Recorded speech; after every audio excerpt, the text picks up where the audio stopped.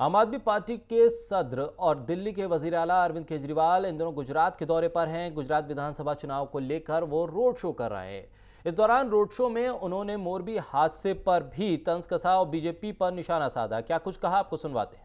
अभी मोरबी में हादसा हुआ, जिस कंपनी ने वो ब्रिज बनाया, मैं आपसे पूछना चाहता हूँ उस कंपनी के मालिक को गिरफ्तार किया जाना चाहिए नहीं चाहिए? उसका नाम भी नहीं डाला एफआईआर के अंदर, उसका नाम भी नहीं डाला, कंपनी का नाम भी नहीं डाला, मालिक का नाम भी नहीं डाला। उसको क्यों बचाने की कोशिश की जा रही है?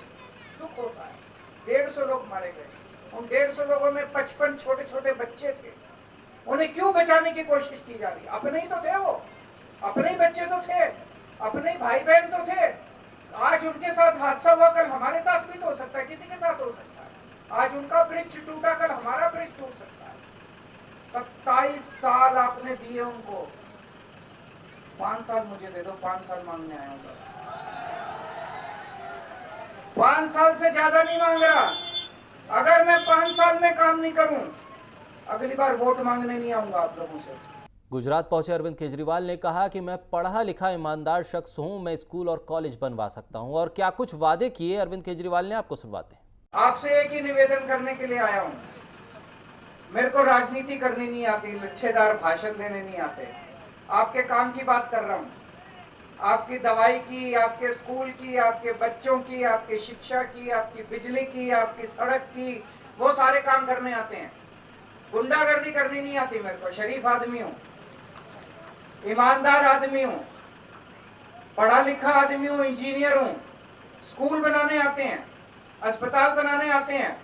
अगर गुंडागर्दी चाहिए उनके पास चले जाना, उनको वोट दे देना। 27 साल से गुंडागर्दी चल रही है, और क्या चल रहा है? गाली गलौज चाहिए, गुंडागर्दी चाहिए, भ्रष्टाचार चाहिए, राजनीति चाहिए, गंदगी चाहिए, उनके पास चले जाना। आपको स्कूल चाहिए, अस्पताल चाहिए, सड़कें चाहिए, बिजली चाहिए, पानी चाहिए, मेरे पास आ जाना, मैं करा दूं। ठग सुकेश चंद्रशेखर के लिखे गए खत पर अब बीजेपी ने आम आदमी पार्टी को घेरा। साथ ही सत्येंद्र जैन को जेल से ट्रांसफर करने की भी मांग की है। क्या कुछ कहा है, आपको सुनवाते हैं। सुकेश चंद्रशेखर ने वकील के माध्यम से एक लेटर बॉम्ब डाला है, और वो लेटर बॉम्ब जो है वो केजरीवाल जी के दफ्तर पे फटा है। और वो दफ्तर जो कि भ्रष्टाचार युक्त और गवर्नेंस मुक्त दफ्तर है, जहां पर सरकार को काम कैसे करना चाहिए और कैसे नहीं करना चाहिए वो ठीक स्पष्ट करता है कि सरकार कैसे काम कर रही है, होने वाले काम नहीं कर रही है और नहीं होने वाले काम कर रही है। इस लेटर के माध्यम से उन्होंने बताया है कि किस तरीके से भ्रष्टाचार युक्त आम आदमी पार्टी की सरकार दिल्ली में शासन ग्रस्त है।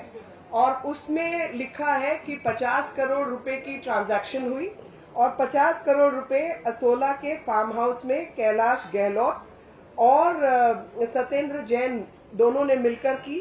और उसके बीच में जो ट्रांजैक्शन थी उसमें यही था कि हम पार्टी को किस प्रकार से मजबूत कर सकते हैं। और 50 करोड़ रुपए अगर महाठग है सुकेश चंद्रशेखर, तो आप बताइए कि आपने महाठग से 50 करोड़ रुपए क्यों लिए? यानी आप सोचिए कि महाठग से भी कोई वसूली कर सकता है, तो ये वसूली भाई जो है आज महाठग से वसूली का इल्जाम इनके सिर पर लगा है, जिसमें 50 करोड़ रुपए इन्होंने एक्सेप्ट किए हैं। और उसमें असोला का फार्म हाउस भी बताया है, और ठीक तरीके से सत्येंद्र जैन और कैलाश गहलोत का नाम, 2 मंत्रियों का नाम भी उसमें आया है। और साथ ही उन्होंने ये भी बताया कि किस तरीके से चंद्रशेखर के ऊपर, सुकेश के ऊपर प्रेशर बनाया गया कि तुम 30 लोगों को इकट्ठा करो जो 500 करोड़ की फंडिंग दक्षिण भारत में पार्टी के विस्तार के लिए कर सके। ये भी उसका कंटेंट है। असदुद्दीन ओवैसी पर कांग्रेस और आम आदमी पार्टी लगातार बीजेपी की बी टीम होने का इल्जाम लगाती रही हैं। इन तमाम इल्जामों पर असदुद्दीन ओवैसी ने पलटवार किया।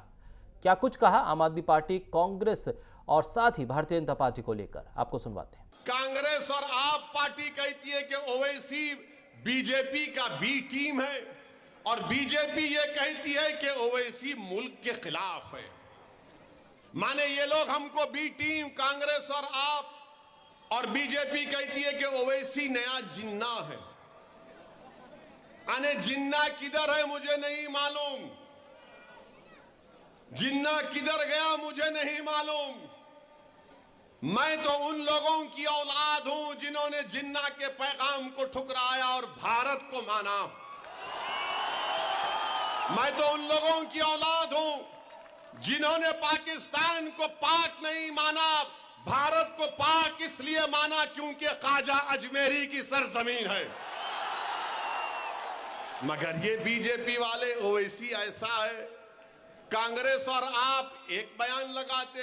मैं बीजेपी, कांग्रेस और आप से एक बात कहना चाह रहा हूं कि तुम लोग किसी एक जगह पर अहमदाबाद में बैठ जाओ, मोदी, राहुल और केजरीवाल तीनों बैठकर ये तय कर लो कि ओवैसी क्या है। तीनों बैठकर तय कर लो। अगर तुमको चाय पीना चाह रहे, बिस्किट खिलाना तुमको है मंजूर, तो मैं साबिर भाई को बोलूंगा कि जरा चाय बिस्किट का इंतजाम कर दो। मगर तीनों एक बार बैठकर तय कर लो कि मैं क्या हूं। मुझे तुम क्या पुकारते हो उसकी कोई फिक्र नहीं है, क्योंकि मुझे मालूम कि जब तक अल्लाह मुझे जिंदा रखेगा, सेहतमंद रखेगा, ये तमाम लोग मुझ पर इल्जाम लगाते रहेंगे। तो मैं इनसे इतना ही कहूंगा कि कोई पत्थर से ना मारे मेरे दीवाने को। कांग्रेस पार्टी के माइनॉरिटी सेल की तरफ से दिल्ली में 6 नायब सदर के इंतखाबात को अंजाम दिया गया है। कांग्रेस पार्टी के माइनॉरिटी डिपार्टमेंट के सदर इमरान प्रतापगढ़ी ने दिल्ली रियासत की माइनॉरिटी डिपार्टमेंट में 6 नायब सदर मुंतखब किए हैं। इसमें महमूद खान, मखदूम खान, जिया चौधरी, छतर सिंह, शादाब आलम और अनिल लाल रॉबर्ट को नायब सदर के तौर पर जिम्मेदारी दी गई है। दिल्ली में एमसीडी चुनाव की तारीखों के ऐलान के साथ ही आम आदमी पार्टी, कांग्रेस और बीजेपी के बीच चुनावी सरगर्मियां तेज हो गई हैं। ज़बानी जंग जारी है और ऐसे में दिल्ली में एमसीडी चुनाव को लेकर माहौल गर्मा रहा है। साबिक मेयर जयप्रकाश से बात की हमारे नुमाइंदे ने। गुज़िस्ता दिनों से दिल्ली में बीजेपी और आम आदमी पार्टी में लगातार तकरार देखने को मिल रही है। ऐसे में दिल्ली में एमसीडी चुनाव का आगाज़ हो चुका है। एक तरफ आम आदमी पार्टी दिल्ली के 3 कूड़े के पहाड़ों को लेकर बीजेपी पे लगातार सवालिया निशाना साध रही है, तो दूसरी तरफ बीजेपी भी आम आदमी पार्टी पर दिल्ली में बढ़ते प्रदूषण को लेकर कहीं ना कहीं सवाल उठाती नजर आ रही है। इस वक्त हमारे साथ नॉर्थ दिल्ली एमसीडी के साबिक मेयर जयप्रकाश जेपी मौजूद है, जिनसे हम बात करेंगे आखिर दिल्ली में एमसीडी चुनाव का जो आगाज हो गया है और बीजेपी पर जिस तरह आम आदमी पार्टी लगातार 3 कूड़े के पहाड़ों को लेकर निशाना साध रही है, उस पर बीजेपी लीडरान का क्या कहना है? देखिए, दिल्ली में दिल्ली सरकार फेल हो गई है। दिल्ली में जब अरविंद केजरीवाल की सरकार नहीं थी, जब वो कहते थे मैं दिल्ली को वायु प्रदूषण से मुक्त करूँगा, दिल्ली में उनकी सरकार आ गई तो फिर वो पंजाब और हरियाणा पर ब्लेम गेम करने लग गए। अब पंजाब में भी उनकी सरकार आ गई है। पंजाब के अंदर इस वर्ष पिछले वर्षों से भी कई गुना ज़्यादा पराली जलाई जा रही है। पिछले बार वो डीकम्पोजर कह रहे थे मैंने बनाया है और मैं ये 84 लाख का डीकम्पोजर खरीद के उन्होंने 10 करोड़ रुपए अपने विज्ञापन में लगा दिए। आज वो डीकम्पोजर भी कहाँ है? वो जो आप कहते हैं पराली पे हम डालेंगे इस सॉल्यूशन को और वो खाद बन जाएगी। तो मुझे लगता है दिल्ली सरकार फेल है, ना वो धूल पे कुछ काम कर रही, ना किसी और अन्य विषयों पर काम कर रही। दिल्ली को प्रदूषण मुक्त करने के लिए दिल्ली सरकार ने एक भी कदम नहीं उठाया। सर, जिस तरह लगातार आम आदमी पार्टी 3 कूड़े के पहाड़ों को इस बार एमसीडी में मुद्दा बना रही है और ये दावा कर रही है कि जिस तरह दिल्ली सवारी है उस तरह एमसीडी भी सवारेंगे। देखिए, दिल्ली सरकार ने दिल्ली सवारी कहाँ है? दिल्ली अगर सवारी होती तो दिल्ली में प्रदूषण थोड़ी होता, दिल्ली में टूटी सड़कें थोड़ी होती, दिल्ली के अंदर लोग त्राहिमाम थोड़ी करते, दिल्ली के अंदर ग्रीन बसें आ जाती, दिल्ली में रोड फ्लाईओवर बन जाते, दिल्ली में कमरों की जगह स्कूल बन जाते। क्योंकि दिल्ली सरकार ने कुछ किया ही नहीं है। 75,000 करोड़ का बजट गया कहाँ? पानी पीने को गंदा मिल रहा है, सड़कें टूटी हुई हैं। तो दिल्ली सरकार इसमें फेल हो गई है। इस फेल सरकार को हमें हटाना चाहिए और लोगों के अंदर भारी रोष है। आज बड़े बुजुर्ग बच्चे सांस नहीं ले पा रहे क्योंकि सांस लेने में सबको दिक्कत हो रही है, बच्चों को अस्थमा के रोग हो रहे हैं। ये सारा का सारा इसका एक ही कारण है, दिल्ली की अरविंद केजरीवाल सरकार। सर, दिल्ली एमसीडी चुनाव का आगाज़ हो चुका है, क्या लगता है इस मर्तबा एमसीडी में बीजेपी फिर से सरकार बना पाएगी, या जिस तरह आम आदमी पार्टी लगातार दावे कर रही है, कूड़े के पहाड़ों को लेकर मुद्दा बना रही है, इसके अलावा दिल्ली की आलूदगी को लेकर मुद्दा बना रही है, तो क्या आम आदमी पार्टी जीत हासिल कर पाएगी? देखिए, आम आदमी पार्टी का को सबने देखा है। जब कोविड काल आया तो इनके सारे विधायक होम क्वारंटाइन हो गए, मुख्यमंत्री ने हाथ खड़े कर दिए, ऑक्सीजन चिल्ला रहे थे, केंद्र चिल्ला रहे थे। अब दिल्ली गैस चैम्बर बन गए, जब भी ये केंद्र चिल्ला रहे हैं तो ये करेंगे क्या? ये खुद जब कुछ नहीं कर सकते, खुद पॉलिटिकल टूर पे हैं, तो दिल्ली की जनता को बेहतर पता है कि जनता की सेवा बेहतर तरीके से कौन कर सकता है। अब मुझे लगता है चौथी बार भारतीय जनता पार्टी भारी बहुमत से जीत के आएगी। ये थे नॉर्थ दिल्ली एमसीडी के साबिक मेयर जयप्रकाश जेपी, जिन्होंने आम आदमी पार्टी के लगाए हुए सभी इल्ज़ामों को लगातार खारिज करते हुए कहा है कि इस मर्तबा भी बीजेपी ही एमसीडी में सरकार बना पाएगी। आम आदमी पार्टी एमसीडी चुनाव को लेकर पुरएतमाद नजर आ रही है। आम आदमी पार्टी का मानना है कि इस बार एमसीडी में वो राज करेगी। हमारे नुमाइंदे ने बात की एमसीडी में अपोजिशन के लीडर रह चुके आम आदमी पार्टी के सीनियर लीडर से। दिल्ली में एमसीडी चुनाव का आगाज होते ही जहां आम आदमी पार्टी बीजेपी पर निशाना साध रही है, तो वहीं बीजेपी ने भी दिल्ली के बढ़ते प्रदूषण को लेकर आम आदमी पार्टी पर सवाल उठाए। इस वक्त हमारे साथ नॉर्थ दिल्ली एमसीडी के साबिक अपोजिशन लीडर राकेश कुमार मौजूद है, जिनसे हम बात करेंगे। दिल्ली में बढ़ते प्रदूषण को लेकर जहां बीजेपी लगातार सवालिया निशाना साध रही है, उस पर आम आदमी पार्टी का क्या कहना है? देखिए, भारतीय जनता पार्टी को तो आम आदमी पार्टी को बदनाम करने के लिए हर कदम जो है, कदम से कदम वो बोलती रहती है। लेकिन हमारा तो ये कहना है कि ये जो दिल्ली के अंदर जो पॉल्यूशन है, ये पॉल्यूशन जो है बाहर की स्टेटों से हो रहा है। हमारे यहाँ दिल्ली में कोई पराली नहीं जलाई जाती। पराली जलाई जाती है यूपी में जलाई जाती है, हरियाणा में जलाई जाती है। और हरियाणा के अंदर गुड़गांव का जो क्या कहते हैं पॉल्यूशन का वाला जो मामला है, वो बड़ा हाई लेवल का है। और सभी स्टेटों का, मैं तो सभी स्टेटों की बात कर रहा हूँ कि एक नेशनल इशू है ये, जिसके ऊपर बहस होनी चाहिए। ऐसा नहीं कि दिल्ली का तो मामला, दिल्ली का पोल्यूशन नहीं है, मामला चारों तरफ की स्टेटों से जो पराली जलाई जा रही है, चाहे वो हमारी स्टेट हो चाहे दूसरे की स्टेट हो, उसके कारण से प्रदूषण बढ़ रहा है। आज जो प्रदूषण है उन्हीं के कारण है। पिछले साल भी देखा गया था प्रदूषण को लेकर, पराली को लेकर, जिस तरह दिल्ली के वजीर आला अरविंद केजरीवाल ने पंजाब पर भी निशाना साधा था, कहा था पंजाब से जो पराली जलाई जाती है उसका प्रदूषण यहाँ आ रहा है। लेकिन इस मर्तबा आम आदमी पार्टी की ही सरकार है पंजाब में, क्या कहेंगे? देखिए, मैंने कहा कि हमारी सरकार हो या किसी की भी सरकार हो, एनसीआर में जो पराली जलाई जा रही है, अब हमारे यहाँ हरियाणा कितनी दूर है, यहाँ से 15-20 किलोमीटर बाद हरियाणा शुरू हो जाता है।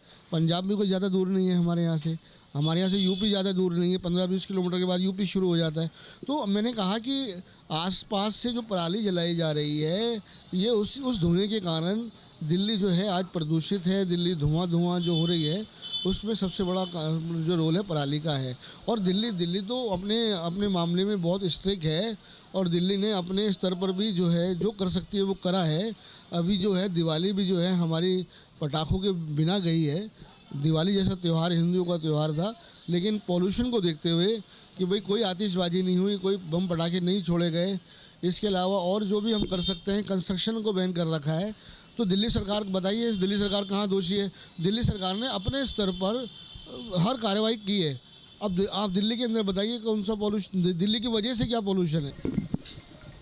ये थे नॉर्थ दिल्ली एमसीडी के साबिक अपोजिशन लीडर राकेश कुमार। आने वाले दिसंबर 2022 के जो एमसीडी इलेक्शन है, जिसका आगाज़ हो चुका, उसको देखते हुए दोनों ही पार्टियां, बीजेपी और आम आदमी पार्टी में लगातार तकरार देखने को मिल रही है। इल्ज़ाम तराशी दोनों ही तरफ से की जा रही है और दोनों ही पार्टियां अपनी अपनी जीत का ऐलान करती नज़र आ रही हैं। देखना यह है कि आने वाला वक्त ही बताएगा कि एमसीडी पे किसका राज होगा। दिल्ली से तहजीब टीवी के लिए इरफान खान। चंडीगढ़ में बच्चों को दावत देने के बाद रॉकेट गैंग की टीम दिल्ली पहुंची अपनी फिल्म के प्रमोशन के लिए। कलाकारों ने 2 दिन के भीतर ही दिल्ली के 3 स्कूलों का दौरा किया और बच्चों के साथ लगातार अपनी फिल्म को प्रमोट किया। इस बीच ये गैंग मस्ती भरे अंदाज के साथ कनॉट प्लेस में भी गोश्त परेड में शामिल हुआ। उन्होंने दिल्ली के बंगला साहिब गुरुद्वारा कनॉट प्लेस का दौरा किया और उसी में लोगों के साथ मुलाकात करते हुए फिल्म का प्रमोशन भी किया। एक अलग अंदाज में फिल्म का प्रमोशन करते हुए पूरे शहर को कवर किया। रुकेंगे एक छोटे से वक्फे के लिए, वक्फे के बाद फौरन हाजिर होते हैं।